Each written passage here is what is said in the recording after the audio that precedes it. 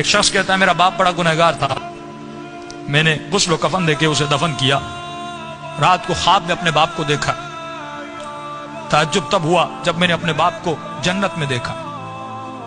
میں نے کہا بابا آپ تو بڑے گنہگار تھے، آپ تو بڑے خطاکار تھے، آپ جنت میں کیا کر رہے ہیں؟ اس نے کہا میرے لال 3 دن تک میری قبر میں آگ جل رہی تھی، 3 دن تک مجھ پر فشار قبر عذاب قبر میں مبتلا تھا، لیکن 3 دن کے بعد کچھ قبریں چھوڑ کر ایک نیک خاتون کو دفن کیا گیا، جس کی آنے کے بعد پورے قبرستان میں جن جن پہ عذاب ہو رہا تھا ان پر اللہ کی رحمتیں نازل ہونے لگیں۔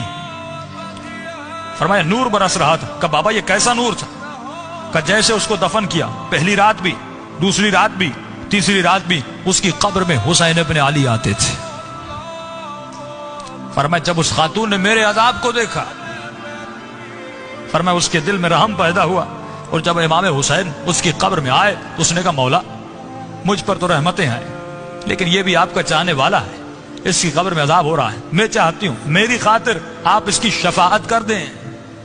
کہ اس وقت امام نے دعا کے لیے ہاتھوں کو بلند کیا، میرا عذاب ختم ہوا۔ کہ بابا وہ خاتون کون سی تھی؟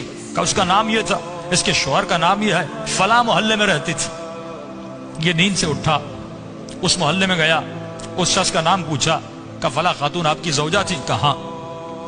کہ اس کا کون سا ایسا عمل تھا؟ کیا وہ بہت زیادہ نمازی تھی؟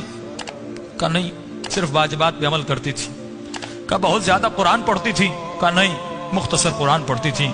کہ کوئی ان کا خاص بہت زیادہ ذکر تھا؟ کہ نہیں، ایک عام سی زندگی گزارتی تھی لیکن اخلاق کی اچھی تھی۔ اس نے کہا اتنا پوچھ کیوں رہے ہو؟